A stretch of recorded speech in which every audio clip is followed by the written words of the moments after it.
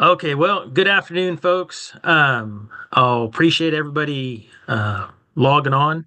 Uh, just a couple quick housekeeping items. I do want to thank Lone Star Tracking and also Spot On Fence for sponsoring the webinars this year. Also, thank the Sheep and Goat Predator Management Board for providing funding for the program. And as always, our faithful host and Zoom helper, Robert Pritz, for taking care of the recording and getting you all registered and that kind of thing. So thank you to everyone. And if you would please just post any questions that you have in the chat, and we'll go back through at the end and get all those answered. So, Hello. Hello. yes, sir. Did you have a quick question?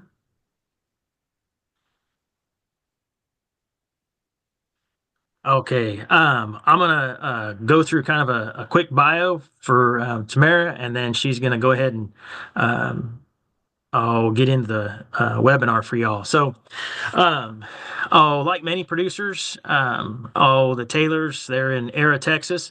They were having some animal losses. And that kind of spurred them to investigate livestock guardian dogs or livestock protection dogs. And Akbosh dogs were recommended to them by their vet, and so they looked into getting those. Some of their neighbors had Great Pyrenees, and so Mike and Tamara got their first Akbosh dogs a few months after they started looking, and so that was about 1985. In 1988, they had some Turkish friends who had admired the Akbosh dogs and brought them the famous dog of Turkey, which was the Kangal dog from Sivas, Turkey. So, kind of in the meantime, excuse me. Um, they had a flock of laying hens and some dairy goats. And which they also joined with some cows and Dorper sheep, and both the Kangal and Akbosh dogs were used in some with various species that they had on their ranching operation. That stuff led them in 1996 to get an invitation to speak at the International Conference on Turkish Native Shepherd Dogs in Turkey. Two other U.S. researchers and more than a dozen from other countries attended that event. Since then, Tamara has spoken about livestock guardian dogs, breeds, training, troubleshooting, misconceptions at a number of different national conferences, including the American Dairy Goat Association, Maine Organic Farmers and Gardeners Association, and regional small ruminant groups in Washington, Wisconsin, Texas. And she's also made some additional trips to Turkey and Mexico. From 1993 to 1996, the Taylors aided Dr. Danny Kinka in his research project with imported Kangals from Turkey, along with Krakachans from Bulgaria. And I always mispronounce this one. I'm just going to say the Transmontano from Portugal. They received pups over a time period, and they started each group with sheep until the participating ranchers were ready for those pups. They've also participated with the Cheetah Conservation Fund over in Africa, and they're currently using some Kangal dogs on both public and private rangelands. Um, for the Taylors, those projects are among the most rewarding activities related, along with reports from their owners, such as one Texas Kangal dog owner near Sanderson who was able to expand from 150 goats and a 50% kid crop to 500 head with 150% plus kid crop. So, she has a long line of experience, and I sure do appreciate you taking some time out of your schedule to do this workshop for us today. So, with that, ma'am, I'm going to go ahead and turn it over to you. And again, folks, like I said, if you just post your questions in the chat, and we'll get to them at the end. So, thank you, ma'am. Thank you, Bill. Well, I'm really happy to be here, and we've had been involved with Turkish dogs for a long time, and I've traveled a number of times in Turkey and been able to go with veterinarian researcher friends and actually go out and see them doing field trial studies on the various breeds.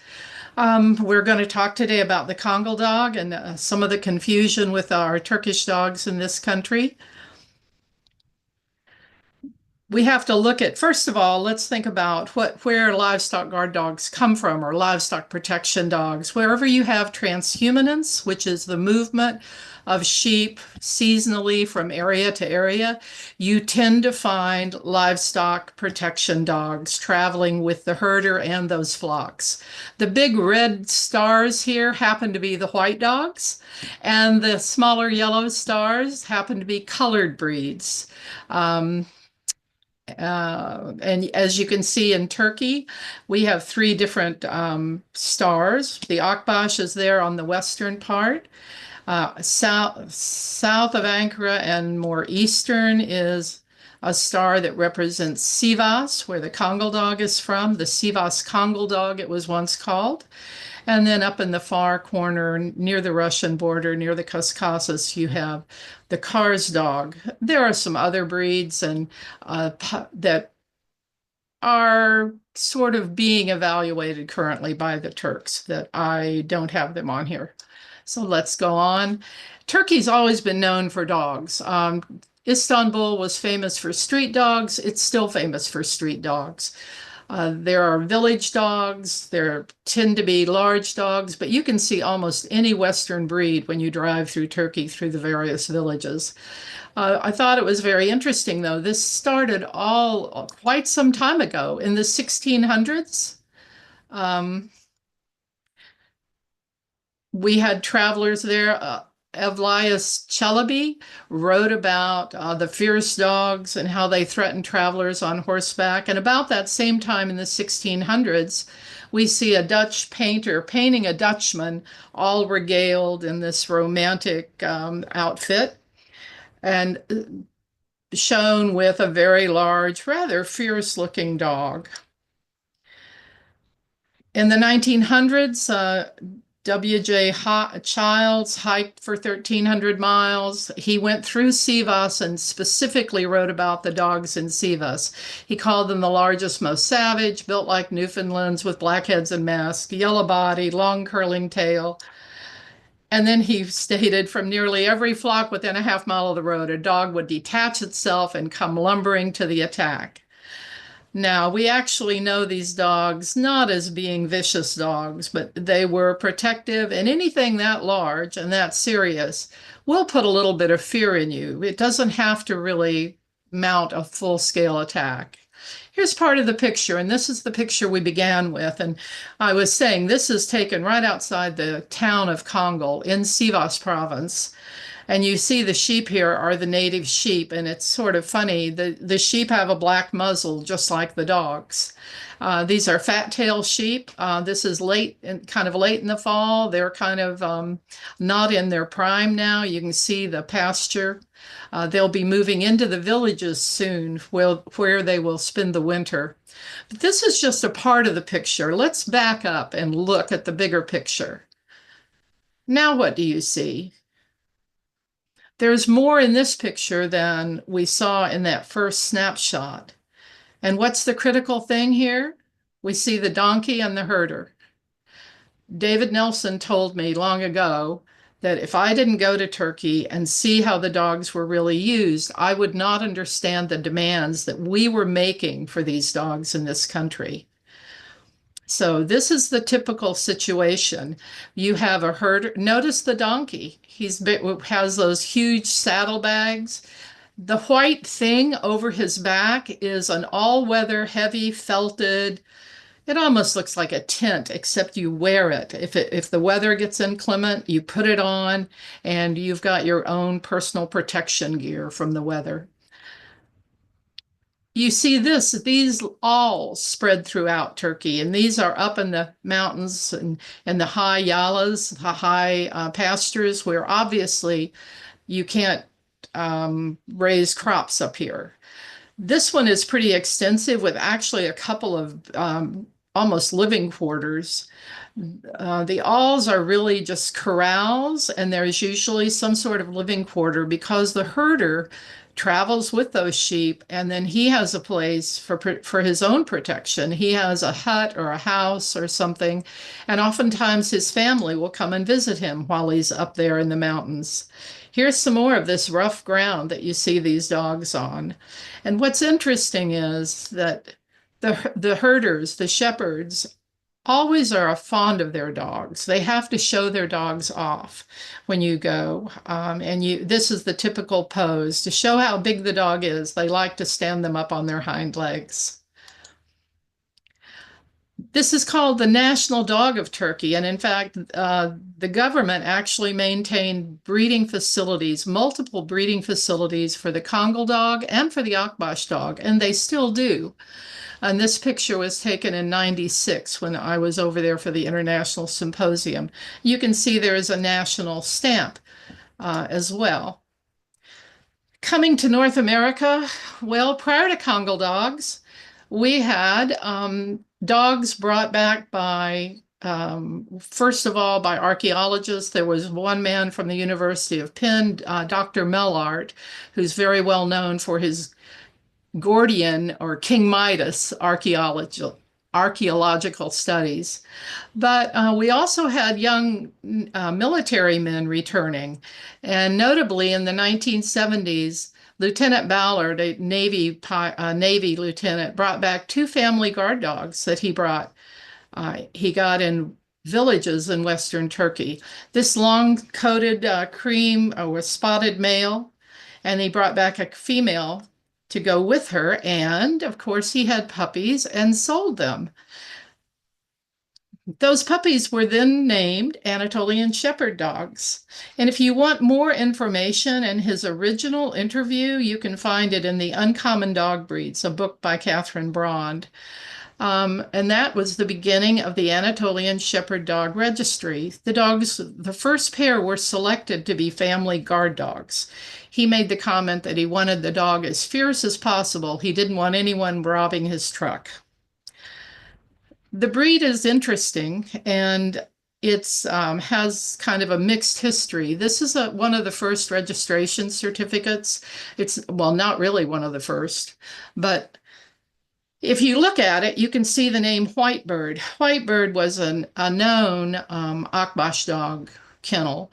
And the theory behind the Anatolian Shepherd dog was that all dogs from Turkey, all large dogs, were Anatolian Shepherds, that they encompassed any regional breeds. That's kind of like, you know, what? Well, so what happened is this has kind of backfired. And today, most of the international kennel clubs in Europe no longer recognize the Anatolian. The American Kennel Club still does. There's still a couple of, I think the British Kennel Club still does. But what has happened with most of the kennel clubs is they've reverted to the Turkish definition of their own breeds. That doesn't take away from the Anatolian. It's just a fact, and that we're different in this country than in Europe. They have changed they so long denied the definition of the Turks of their own breeds, and now they're trying to make up for that, I think. So coming to North America, more Turkish dogs came in the 70s. There was the Nelsons were affiliated with the embassy, attached to the embassy in Ankara, and they wanted something to do on weekends. They began documenting the native Turkish breeds. It got them out of town and it got them on the road. And then even as late as 2005, they were traveling up in Erzurum in cars very near the Russian border, which was not a place most people visited. You have to keep in mind that when these first dogs were coming in, there were limitations, especially for U.S. military, but even U.S. citizens were not really supposed to be traveling in some of the areas where there was a lot of terrorist activity and PKK activity. So it's very natural that everybody stuck to that western coast. And nobody really ventured into the inland, whereas the Nelsons did. David was part of the international service, and he traveled with no compunction.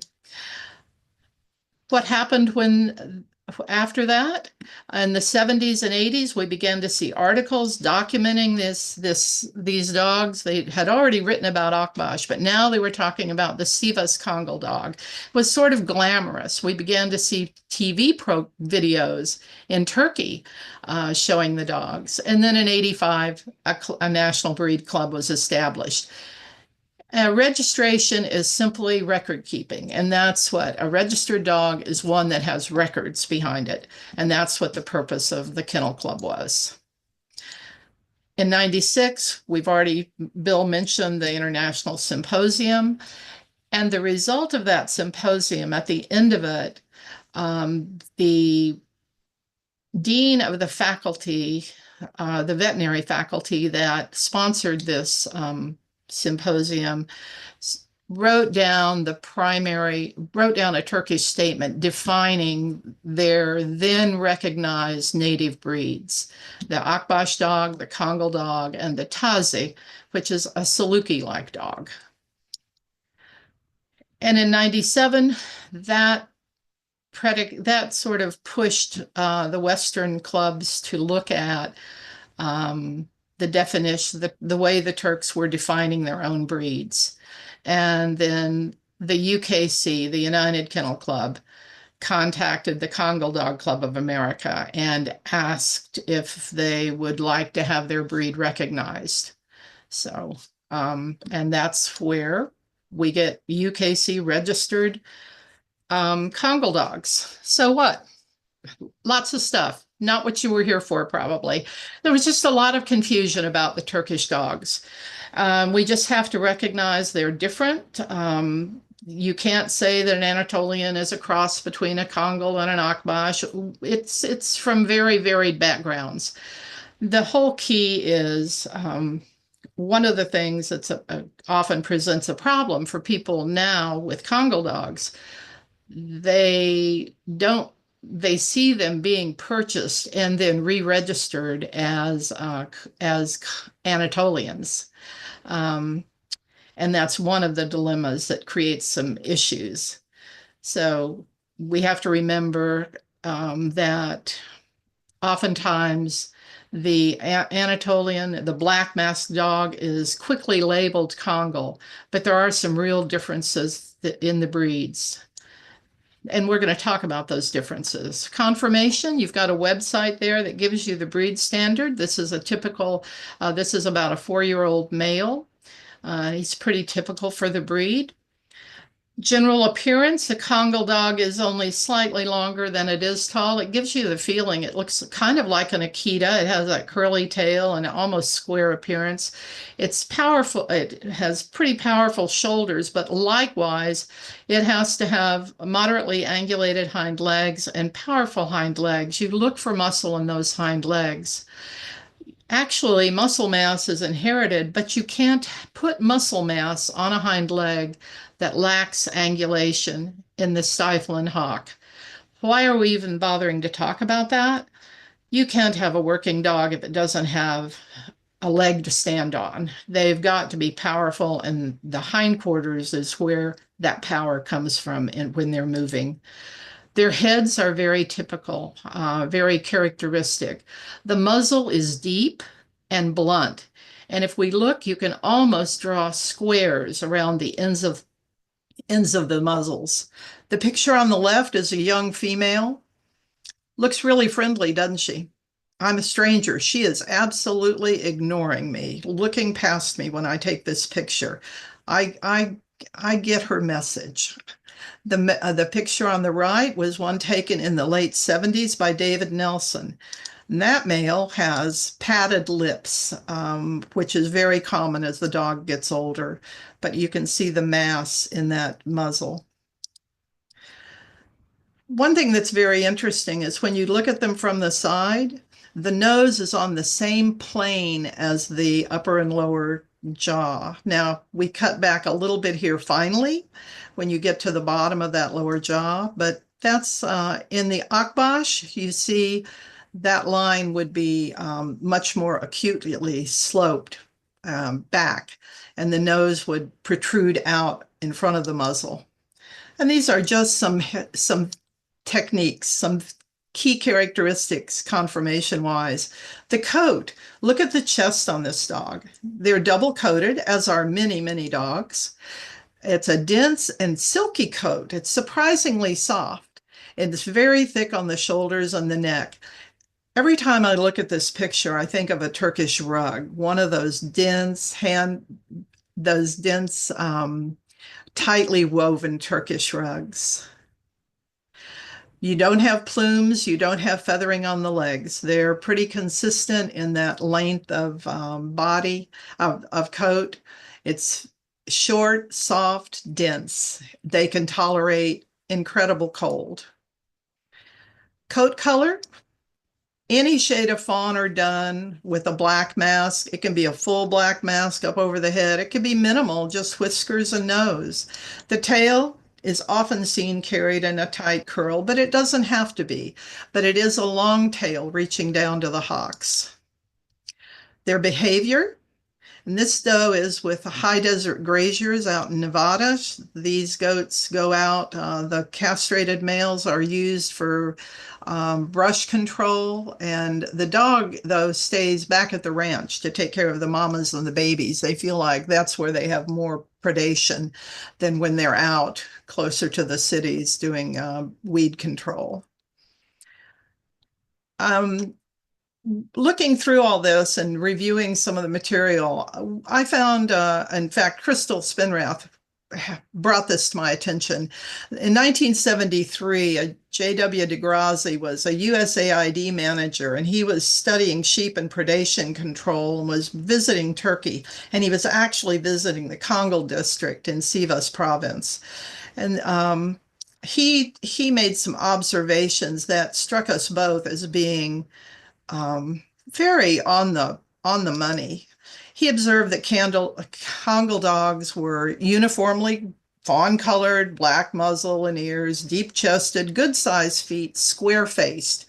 That's the same description we were getting back in the 1600s and with those earlier people. Here's a picture right outside of Kangal town I took in 2005, and he still fits that same description. When he was studying the use of Kangal dogs to reduce sheep predation, he observed that the dogs were kept in the barnyard where they were typically whelped until about 6 months of age. Does that sound familiar? Kept in the barnyard, bonding and socialization. That's sort of what we often do, not at the house, but in the barnyard with the livestock and in a limited space. From 6 to 1 year or even 2 years, they accompanied the herd, the shepherd and the older dogs. So they were monitored. They were monitored as they were exposed to new situations. DeGrazzi also observed that they were gentle with people, very gentle with family members, but they were fierce when they confronted predators. And just as a note, I've given you the list of predators that are active there. I was shocked to see wild hogs on international highways. There'd be a sounder of hogs slaughtered, hit by semis and very hopefully not cars, but anyway. Everybody in Texas can identify with that. For Kangal dogs, any intruding or unfamiliar animal is a potential predator. If you've never had a horse on your fence line and your neighbor puts horses on the fence line, the Kangal dog will be suspicious of it. Many dogs will act the same way. They wait and they watch unless it's a known predator. They don't charge it. They don't react right away, typically. How else do they act toward predators? Here's Padme on Kodiak Island. Are you familiar with Kodiak bears? Not exactly Texas. Here are the Kodiak bears. These are her neighbors. They're the largest bear in the continental, in North America. Here she is on the job. She has an 8-foot fence. It's a visual for the bears and for the dogs. And I was told that the bears could easily take the fence down, but the dogs on the other side dissuade the bears. Padme here is up at the front, and she has a Newfie cross backing her up. Here are some Colorado. Here's actually Bo Peep. She's in New Jersey treeing a black bear. Did you know that New Jersey had the highest concentration of black bears per square mile of any place in the US? Anyway, they purchased her because they were having black bear problems, and she's done a job. Just two Colorado Kangals. They were born in Texas. They ran down a young coyote and killed it on a field up in Colorado. And then we've got a young dog, and sometimes you start small, but you have to remember that could be your house cat or your neighbor's Pekingese. So you need to keep in mind that these dogs are very serious. And if they decide it's a predator, they go after it. So how do they behave toward intruders?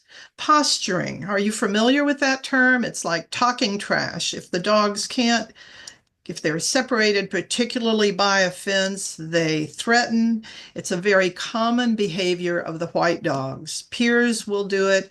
Akbash are very well known for doing it. I know a lot of people who are convinced that Akbash are really people vicious because they see them like this. They're threatening, barking, growling, behaving aggressively with the goal of ending the intrusion. Actually, here, these dogs are looking at another dog that's going down the road in front of their house.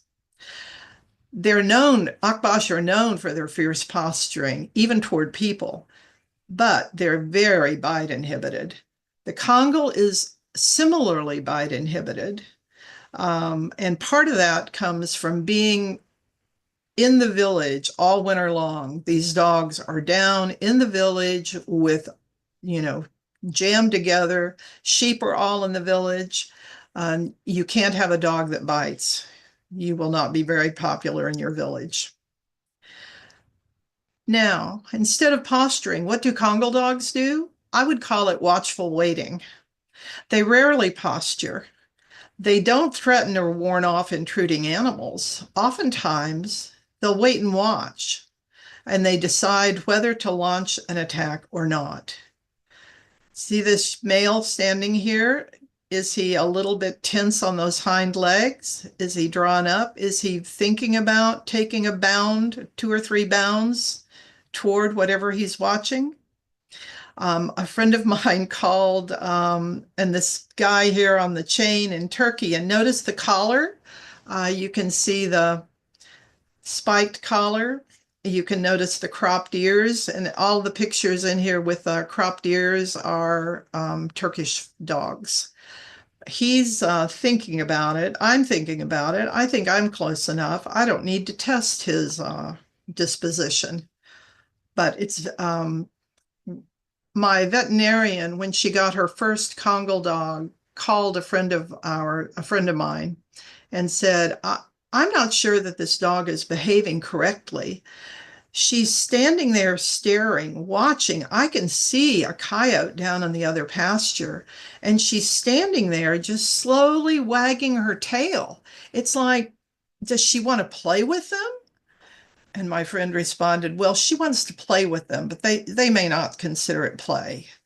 So it's very deceptive when you see that behavior. And you need to understand that it's the version of what? Kitty, kitty, kitty, trying to call in the potential victim. We've said it before, for Congal dogs, any unfamiliar animal is a potential predator. But you have to remember, and any dog is a potential wolf. They are not dog friendly, and they will kill other dogs.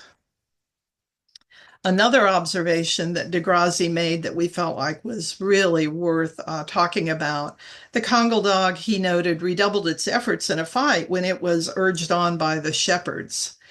Once engaged in a fight, Congal dogs hearing any shouts from their owners, they assume it's encouragement. One military canine trainer and I were talking about this, and she said, "You yell no, no, no, and the dog hears go, go, go." So the rule of thumb is the more serious the situation, the quieter you get. And you need to do whatever you need to do to separate the dogs, but you do not get hysterical. Disposition toward humans. This is an imported male, and he was standing. We needed a photo, we needed some pictures of him. And I've got a bunch of photos where he's just standing, staring off. In the last photo, he turns and looks up and makes eye contact with my husband. And that's very common with Congal dogs. Let's talk a little bit about that. Degrassi saw that the Turkish Shepherds showed real affection to their dogs, and he commented on that. And then he said the dogs were really noticeably gentle with the Shepherd's family when they went back to the village. And this is a young Jetta meeting baby Lorelei for the first time, and you can just read her body language. Socialization is the basis, and we know that. It begins in the nest. It establishes the dog's trust of humans, and it should be reinforced through life by calling the dog to be fed, to change a collar if they're on battery collars, to be checked for flea, or to have the collar checked, to be looked at, to be petted, to be tied even. The thing you do not want is a feral Congal dog. They are completely able to make their own decisions. And if you give them reign over your pastures, they will take over and they will take care of it in the way they see fit if you're not the boss. And remind me to tell you a story about that. Disposition toward humans. Here's our Sanderson dog.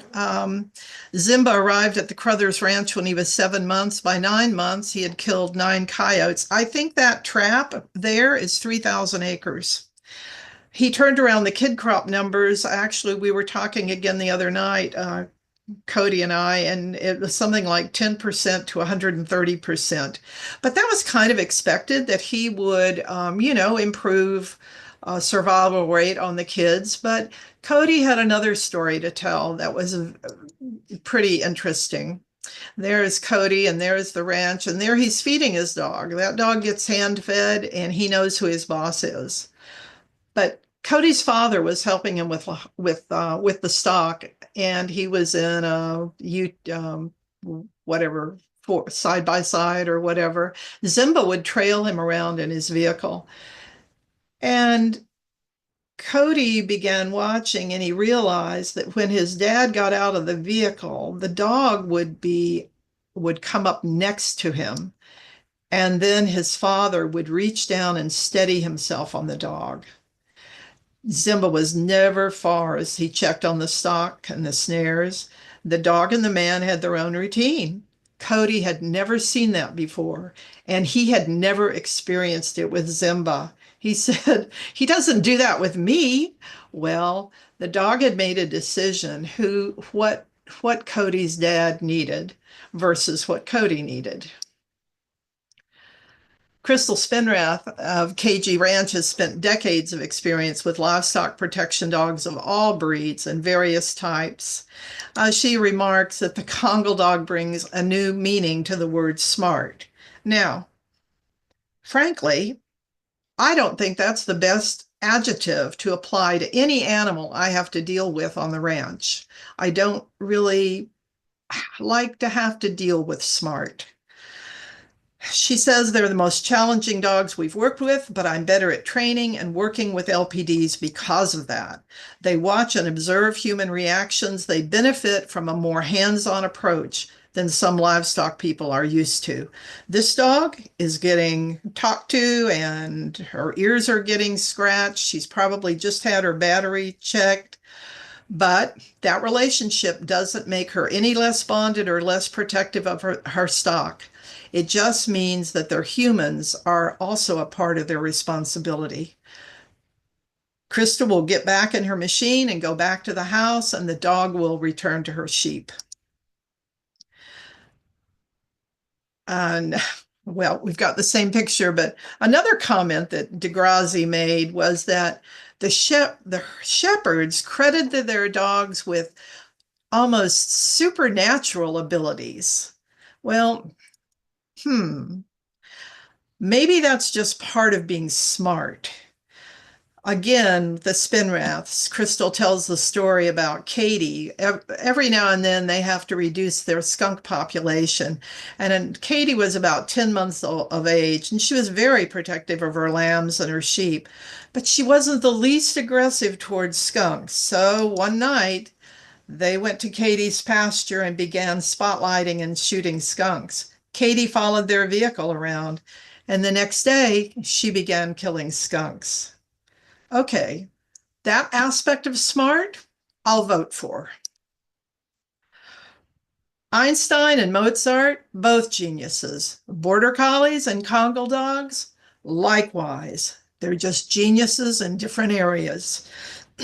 Crystal says if Katie sees me across 30 acres and I'm looking at her, she wags her tail. She's a quarter mile away. How does she know I'm looking at her? So, well, that's toward people. What about livestock? That's what we really want to worry about, right? This is a standard. You match the dog with the appropriate stock. You be careful with exposure to new situations. Let me tell you a little story here. Um, a meat goat producer went out and bought himself a new billy and invested not a little bit of money in this billy, but he worked shift work. And so he picked up the billy right before he had to leave for 2 weeks. But the ranch manager was there to oversee everything. They dumped the billy off. He ran straight into the nannies. They thought everything looked great. The billy was snorting and chasing and stomping, and off everybody went to their respective jobs. When the owner returned after his 2 week whatever stint, the ranch manager met him with some sad news. The dog had killed the billy goat not 2 days after he was put in with the breeding nannies. Why?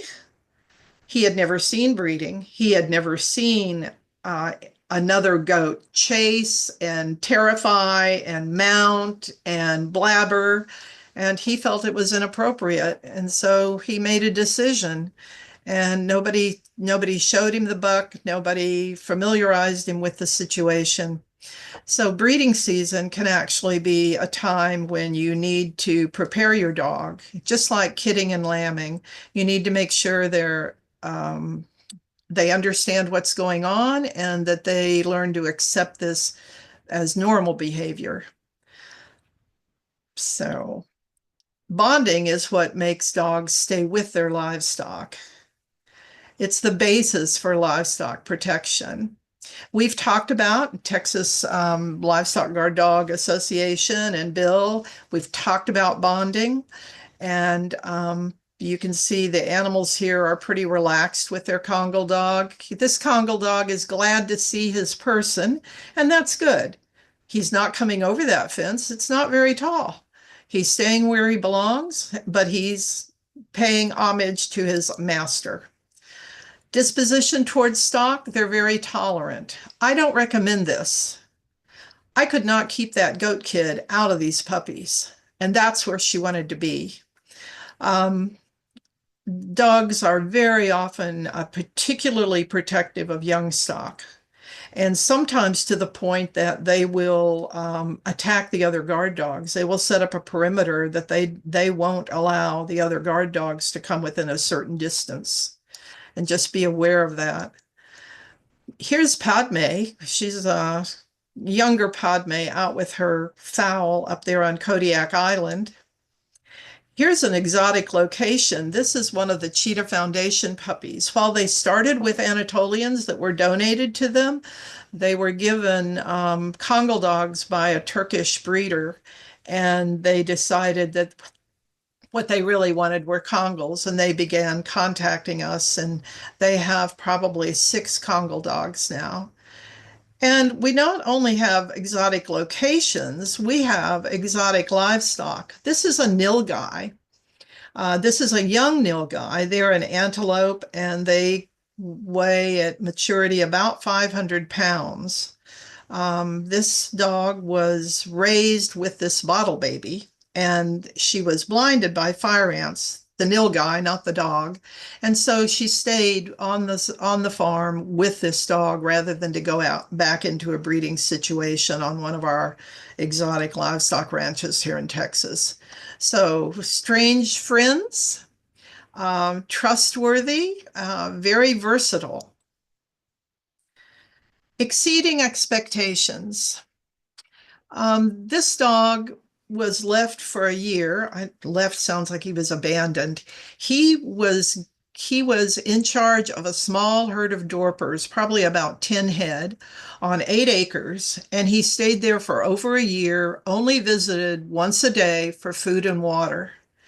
He lost no lambs, no sheep, but he had no shepherd out with him. Degrassi felt that the dogs he saw in Turkey always had a shepherd with them. And so he felt that probably they would not work for Western ranchers because we don't have herders out full time with our livestock. Well, smart enough to be versatile. Um, this dog just simply adjusted to it. He was checked on and he did more. We were quite pleased with him. We just were unable to move him at the time, and he was doing very well. Here's another situation exceeding expectations. I think these are at least 3, if not 4 females. Frankly, I find that females, now they're all neutered, but I don't find that that mollifies female dispositions very much. They are a part of a project with APHIS USDA in Colorado. The project was started because bears were beginning to be a real issue with a lot of the cattle people who had their cattle out on range, and they were losing calves and even yearlings. And so they decided to try Congal dogs. And much of this probably comes from Danny Kinka's own studies that kind of introduced the idea of the Congal dog as a serious livestock guard dog. And these 4 girls are out with their herd, and I have a question. Are they all looking in a different direction? Anyway, I just noticed that. So, what are some other breed traits? They're aggressive toward predators, and they will decide if it's a predator or not. You need to be ready to step in. You need to know how the dog is thinking. No, my son's Cocker Spaniel is not a predator. Not even my visiting daughter-in-law's Dobie is a predator. We're going to put him in the car and you don't have to worry about him. They're intolerant of other dogs if those dogs are dominant. They're intelligent and watchful. They're always learning. Uh-oh, that was a bad, okay. They're food protective. I don't see that as a negative. I do not want the sheep eating the dog food. That's something that you have to cope with and you need to make a decision. But we have limits. You can't chase anything more than 5 foot away from your food. They're often very protective of young stock to the point of being aggressive toward the other guard dogs. They're not friendly to strange people, but they're not inclined to bite. Some livestock producers want their dogs to protect food, and you can see this fellow looks pretty serious about his, but I could walk over there and put my hands in it because he respects me and he trusts me. And Congal dogs are not people aggressive if they trust you, if they haven't become feral. So, how many people think there might be interested in a Congal dog? I wonder. So, what if you want a Congal dog? This is a an import male and his granddaughter. Um, the U.S. breeders can be reluctant to sell when you call up and say, I've got livestock and I live in Texas and I would like to try a Congal dog. Why? Large numbers of unwanted rescue livestock protection dogs, particularly in Texas. We're a larger state. We have more acreage. We have more head of livestock, and we have more livestock guard dogs breeding freely, running around, getting picked up, and getting dropped off at rescues. Crossbreeding is another way, another reason that the U.S. breeders can be reluctant to sell. They figure that too often the dogs end up crossbred, either through ignorance, people weren't cautious enough to spot a female coming into heat, or it was like, well, let's fix that hair on that Pyrenees and stop him from drooling so much, and maybe we'll get him to stay home if we cross him with a Congal dog. You also have to be careful of scams. There's a lot of confusion. Turkish Shepherd, Turkish Mastiff, Congal Shepherd dogs, Bose dogs, all of those names just fly through the air and get slapped on a variety of dogs. Um, if I don't have a certified paper in my hand, I don't know what the background of a dog is. I know people can cheat. Most people don't bother to cheat on livestock guard dogs. It's not worth the money. So, um, but the scammers benefit from that confusion and the naivety of and the trust of first-time buyers. And they'll often buy something that turns out to be something very different from what they wanted. You still want a Congal dog? How about export? New regulations adopted by the US now are in line with the EU. It makes it all simpler. All the airlines love it. Everything requires an imported dog to be a minimum of 6 months of age. That's a big dog. That's a lot of cargo weight. U.S. regulations forbid direct import from Turkey and other countries as well. So if you get a Congal, it needs to be gone through a series of different other countries, or you get one from a different country. And something to remember is documentation and quality control may be lacking. Remember those street dogs in Turkey, a lot of them are impressive looking. Just because they're impressive looking doesn't mean their offspring will be. Here's an imported dog. A Turkish family imported this dog. Is that a Congal? Oh, I think he's a fine Turkish dog. But I don't think he's going to qualify for as a Congal. What about quality control? This is a Congal. He is absolutely documented as a Congal. But we have another issue going on with him. And if you invest and there's where quality control, if it's lacking, that's kind of terrible. Then what do you do with this dog? So all Congal dogs are black mask, fawn, or dun dogs, but not all black mask dogs are Congal dogs.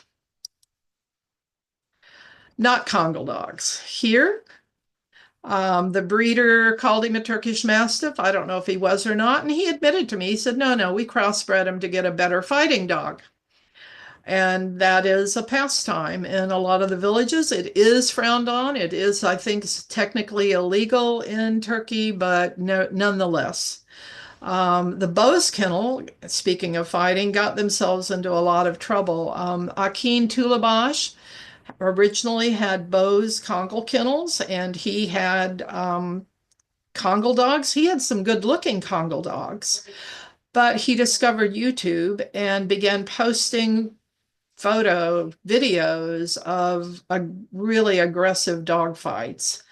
It got him banned. It got his dogs banned in the US, and they could not be registered in the US. Once you take away registration in the US, people really want to know that background. So that kind of stopped his ability to sell Congal dogs. So then he promoted his Bose dog. The Bose Kangal kennel became the Bose dog kennel. And he's Akeem to this day swears that they're really different from his original Congal dogs. I don't know, but investigate and find out. There is such a big brouhaha with the Bose. This is the president actually of KIF, which is like Turkey's AKC or UKC. And I just happen to have a copy of this. And so I put it on here and you can go back and read it yourself. They're just simply saying this is not a native breed. It's a created breed. It's not even a breed at this point, but the Congal dog. There's our scene. There's our collar. This one has a sheep bell, cropped ears, just patiently waiting. There are their sheep bedding down. Trustworthy, attentive to its livestock, protective, smart enough to be versatile. And what do you see in this picture? This is the big picture. And what do we have? Way back there, we still have the herder there. We'll take questions. Let me go ahead and just do a thank you to everybody who gave me permission to use these photos. A lot of them were my own, but some of them I had permission to use. Crystal Spinrath shared her observations with me and was a great help. Please note that everything here is copyrighted. For information about the material, about the breed, you can write to me at my Gmail address, or you can look at the Congal Dog Club of America. You have the UKC Breed Standard link at another area. Two other sources, the Turkish Kennel Club, and you can do Google Translate, so it's not in Turkish. And then there is another statement about the Bose dog, because I know that in Texas, Brian Peckinpah gave birth to the Bose after he was curious about Congals and didn't seem like a very good fit for the breed. So that's the end of the slideshow. I'm going to end it. Uh-oh.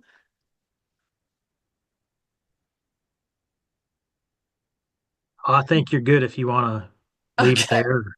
It's fine. Okay. Um, I'm let's trying to get see. pictures back. Okay, there we go. We're back to people. So I don't have the chat. Oh, I'll be happy to read them for you. Okay. So, folks, if you were looking for a copy of the slides, I can send a PDF over to you of that, and then the video will also get posted onto our YouTube channel in the next few days. So, I posted my email in there if you need to get a hold of me, or even for anybody that watches this in the future, if you've got any questions and didn't catch Tamara's email or something, feel free to drop me a line and I'll pass those on to her. Um, let's see here. So one question that's on here is how soon should you spay a female Kangal? Uh, well, that's a good question. A lot of people are saying 2 years. Their vets tell them 2 years of age. If you wait till 2 years of age, you're liable to have puppies. And we recommend. I've talked to my vet about it. I have two vets that co-own dogs with me, and then I've got a regular vet that I use for the spaying, and he recommends 12, 14, 16 months. If you have a very large dog, give it some time to mature, but I don't believe in waiting to 24 months. I just think it's too dangerous. We've got too many accidental matings, and their disposition can change a bit. Um, so, Completely agree with you on that, ma'am. Um, another question is how many dogs per head of livestock? Crystal actually pointed out that I think Degrassi said 200 per head. But you know what? That's kind of a loaded question. Livestock where? On the flat open ground? In an area where you've got black vultures and lots of brush where the nannies will go up and lamb or kid up, hidden from the dog's view. It all depends on your situation, what kind of predation, what kind of what kind of the lay of the land. So I think that as a rule of thumb, that first the male at Sanderson was out with 150 head, up to 300 head, and he's had on occasion one dog with him. And that's pretty spread out. That's a 3,000, and I think the pasture is even larger now, but pretty clear view though where he is. The next question, what should come first, the dog or the livestock? Well, the dog better have a job to do. I tell people to go out the week before and do a GoFundMe. Please give me a couple of old nannies or a couple of gentle sheep and don't get babies. And I would have them there when the dog came. The dog needs a routine, begin creating that routine, and then put the dog into it. Next question, this one again is from the same producer. How do they do in the heat over 100 degrees?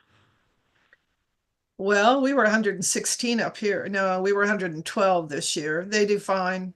Where they are, it's very cold in the winter, lots of snow, but very hot. It's a high plateau and it gets hot in the summertime. They have a lot less body mass than the Pyrenees. They tolerate it a lot more. They're not completely dry mouthed, but if you'll notice, they don't have loose lips. They don't do a lot of slobbering like the Pyr does. Um, I find that they do very well in the heat. Well, here's some more questions that just came up. Um, Studies of Kangals. Is this one? Are there any studies of Kangals working alongside Akbash? That yes. it suddenly appeared and then disappeared. Okay, I see the chat. There aren't. I use Kangal and Akbash, and that was one reason I was invited back in 1996 to the symposium in Turkey because I was one of the few people actually using both breeds with livestock. So a lot of my comparisons here are based on that personal experience over several decades. Um, there are some differences, but I'm, I don't know what else to tell you on that. No, it'd be great if we get, the problem is so many Akbash are crossed with Pyrenees nowadays because people wanted to get rid of the hair, wanted to get rid of the slobbering, see if they can get the dog to stay home. Let's get something more heat tolerant, a little more aggressive toward predation. And they've crossed so many of the white dogs that they call Akbash are really percentage Pyrs. So you've got to really control your population if you're going to do a study. You can't just say, oh, it's white, it's short-coated, must be Akbash. Should you fix a male and does it affect his aggressiveness? Back in the 1980s, I don't know if you all are familiar with the work of Dr. Jeff Green and Roger Woodruff. They did the first study. You'll notice that USAID Degrassi was traveling in the 70s. The 70s was when we began to be aware and conscious of conservation, predation, predators, not wanting to just poison everything and to be a little bit more aware of the environment that we were working in. And as a result of that, we had funding at Boise, Idaho at the USSES, the sheep station up there. Um, and what was the question? Should you fix a male Fixed. and does it affect his Yeah. aggressiveness? Yeah, their big conclusion was that the instinct to reproduce is not depend does not affect the instinct to protect.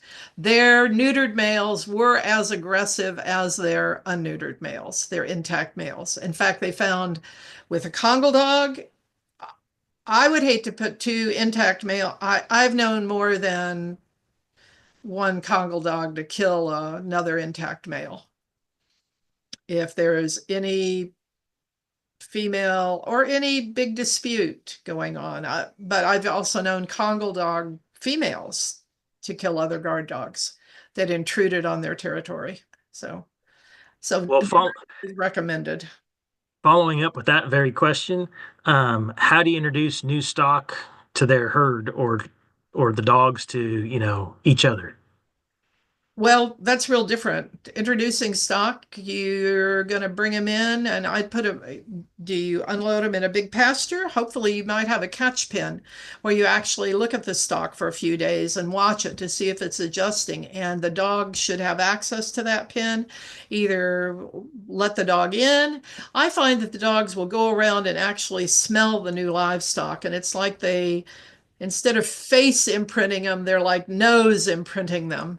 I can find if I have some new stock and pasture, and the dog seems to be following one that may be a little uncomfortable. If I catch that sheep or that goat, the dog will come up and sniff it, and then it's like, oh, okay, got it, and they walk off. Introducing two dogs depends on the dogs, depends on their age. Do not put them on two leashes and walk them toward each other. Give them a way to see each other through a secure fence. Give them a way to observe each other. Let them meet a little bit on their own terms. Dogs never come face to face. They'll circle around and they'll kind of obliquely come within, they'll scent mark over each other's scent marking, and they'll eventually sniff each other. But you need to, I always tell people to put on a 15 or 20-foot long line and have somebody else there if you need to pull two dogs apart, if you're afraid they're going to be aggressive. That's more, if a younger dog will be easier to introduce than a dog the same age as a mature dog.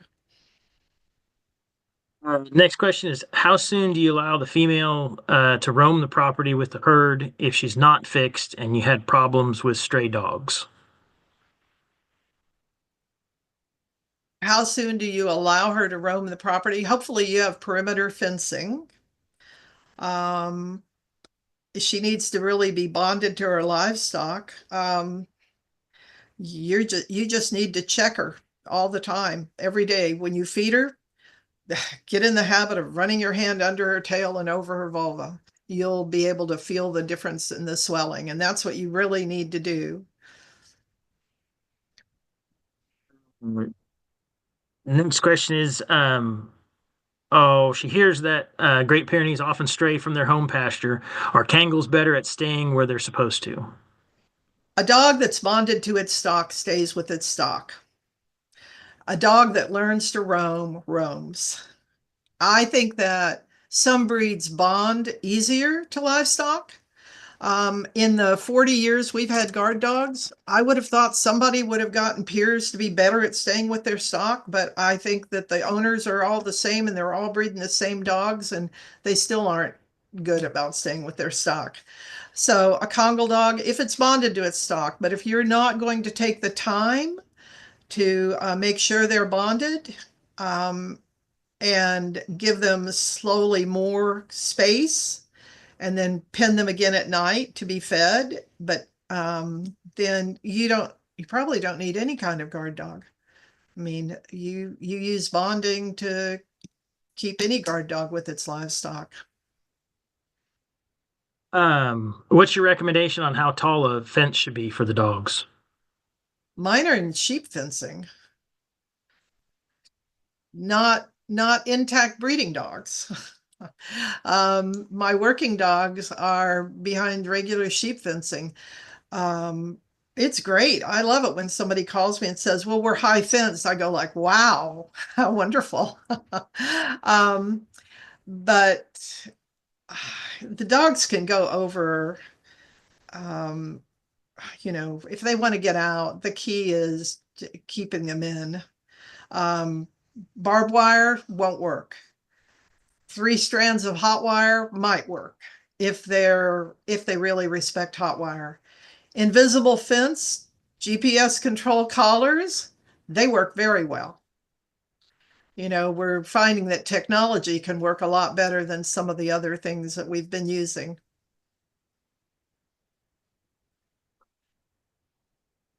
Well, folks, any other questions?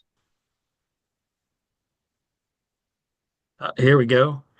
Um, what's the best way to take them to the vet in a truck or a livestock trailer? How many are you taking? I don't haul my dogs. I don't pull dogs out of different pastures and throw them all in together. We just have I'd probably be paying for a lot of stitching by the time I got to the vet. So I put them in. If I'm taking 3 or 4 dogs, say to have hips x-rayed or to neuter or something, if I have more than one dog, I take a trailer. I, I can't climb into the bed of my truck. None of my dogs jump into the bed of my pickup truck. I just as soon put the trailer on and walk them in. And then if I have more than one dog in there, they go in a crate. All dogs need to be able to be confined. All dogs need to be able to be tethered. If you haven't had a farm fire, bless you, and you're fortunate. All you need is one disaster like that, one emergency where you've got to restrain your dog, where you want to keep your livestock or your dog safe, and you learn that the dogs need to they need to accept being restrained and confined. So I throw my dogs in a trailer. I put the dividing gate, lock it, or I put them in a crate in the trailer if I'm taking more than two. Uh, next question. This is a good one. What's the difference of use in the Kangal dogs in the southern U.S. versus the western northern U.S.? Well, the southern, would that be Florida, Georgia, North Carolina? Probably smaller farms, probably relying on fencing. Um, Western US, if you're talking southwestern or even up through the range states, you'd be talking dogs out on acreages that many of the smaller ranchers have a hard time. When I said, well, I had a hard time with, yeah, the trap is 3,000 acres. I'm going, geez, my trap's about 30 by 30 feet, you know? Um, so I really, you're talking a difference between on the farm probably and on range. Um, that would be my response to that. Deborah, yeah, if you have questions, you certainly can contact me later. Please do remember the PowerPoint is copyrighted. I love sharing it with you, but the thing we don't want to see is it grabbed and presented elsewhere without any. If you need to do something like that and you need to do a presentation, contact me if you want to use any of this material.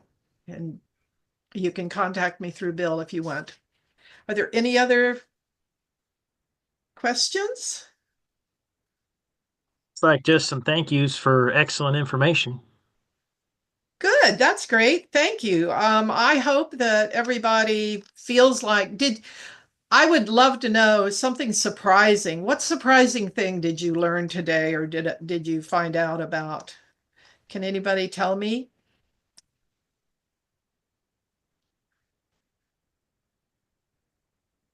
Oh, Behavior was one. okay.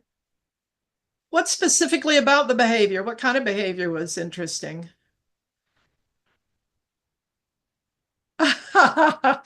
Yes, he's not lazy. He's waiting and watching. How not to get bit? Yeah, that's good. Yeah. Um, Oh, yeah, the Bose. There are a lot of people that have Bose dogs, and they're Bose dogs that really work. But you just need to, before you get a dog, any breed, you need to find out the history of it, and not just from the breed club and the guy you're buying the dog from. You need to do some research. So, how to bond them was interesting.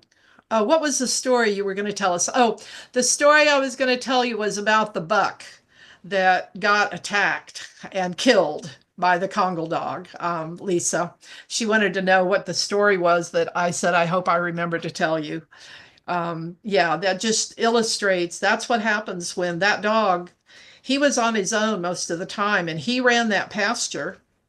Um, and you've got to be willing to accept that. If you make him the king, he's the king. So, well, good. I'm glad, guys, that you felt like it was valuable. They're a wonderful breed, but you just have to match the dog and the place. My comment is when you're looking at any breed of dog, the most important decision to make is the breeder. Talk to somebody who can give you a good background on the dog and who can match you with the dog and who can refer you to someone else who might have a more appropriate dog for you if they don't have what you need. That's the most important thing you can do. So thank you very much for this opportunity, Bill. I really enjoyed it.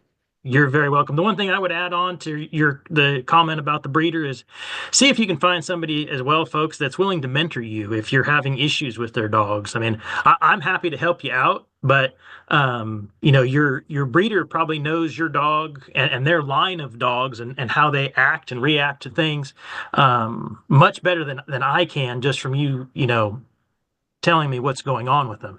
I'm always happy to help you out, but do get a good reputable breeder. I mean, that's one thing I tell everybody, and I strongly encourage you to do.